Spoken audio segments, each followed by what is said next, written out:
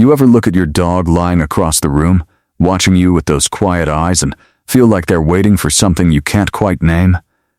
Like there's a question hanging in the air between the two of you, and somehow you've been answering it wrong for years without ever knowing?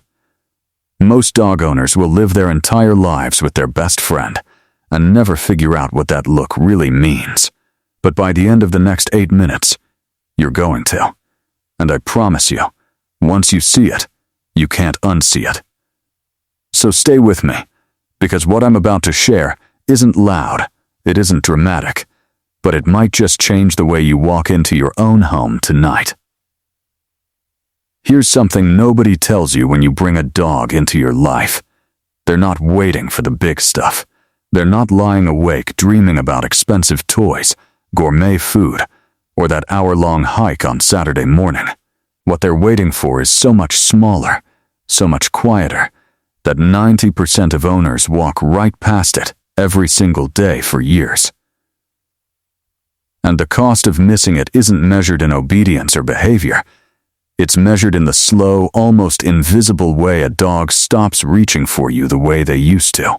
Think back to the last time your dog crawled under a table during a thunderstorm, or wedged themselves into the narrow space behind the couch when the vacuum came out. Did you pull them back into the room? Did you call them out, thinking you were comforting them? Most of us did, but in that moment, your dog wasn't asking to be rescued. They were asking for the one thing every cousin of theirs in the wild has needed since the beginning of time. A den. A spot that is theirs and only theirs, where the door of the world can close behind them. When they don't have that, every loud noise, every guest, every chaotic afternoon is a storm they ride out alone. Give them a corner, a crate with the door always open, a blanket under a desk that smells like them, and you'll watch their whole nervous system change. Now here's one that's harder to hear, because it goes against every loving instinct you have. When your dog walks past you on the floor, your hand reaches down without thinking. When they curl up beside you on the couch, your fingers automatically find their head. You think you're loving them. From their side, it doesn't always feel like love. It feels like their body isn't really theirs. Dogs need consent the same way people do, just in a quieter language. The chin on your knee, the nose pushing under your palm, the slow walk that ends with them leaning into your leg, those are the moments they're choosing you. Wait for those. Stop reaching first, and watch how often they start coming to you on their own.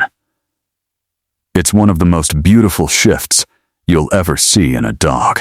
And while we're on the subject of how you show up in their world, ask yourself, when was the last time you actually sat on the floor with your dog? Not to clean something, not to put a leash on, just to be there at their height, with no plan at all. From down at their level, you stop being the giant who controls the doors and the food and the schedule, and you start being something far rarer in their life, equal. Try it tonight. Walk into the room they're resting in, sit down a few feet away, and don't say a word. Just exist there. Most dogs will look at you like they're seeing you for the first time in a long time. Some will get up and walk over. Others will simply melt deeper into the floor, because for once they don't have to keep one eye on you to stay safe. The walk matters too, more than you probably realize. Every time you tug them away from a patch of grass or shorten the leash because they've stopped to investigate a fence post, you're closing a book they were 2 pages from finishing.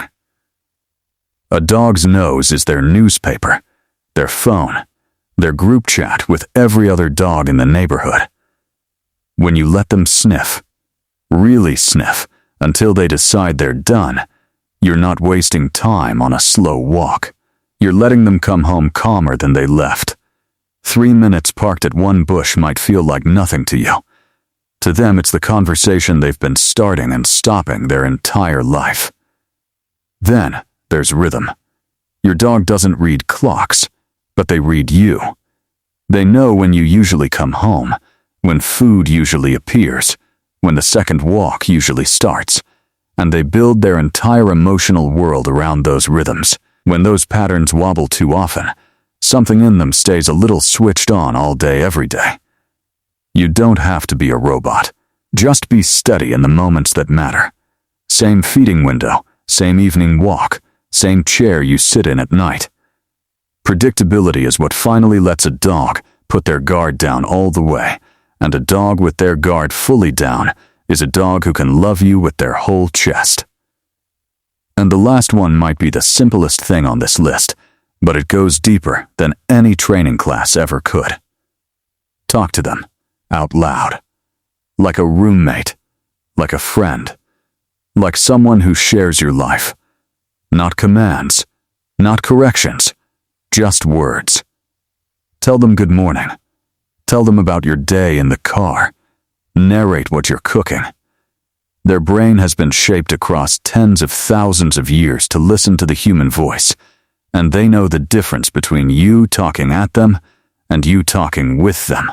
When you include them in the small moments, you're telling them something they've been waiting their whole life to hear. You see me. You really see me. Your dog isn't asking you to be perfect. They're asking you to come down to the floor, to wait for the invitation, to let the sniff finish, to keep the rhythm steady, and to use your voice the way only you can. Do those things, even just one of them starting tonight, and the dog who's been quietly waiting on the other side of the room is going to start walking toward you in a way you've never seen before. And once that happens, you'll wonder how you ever lived any other way.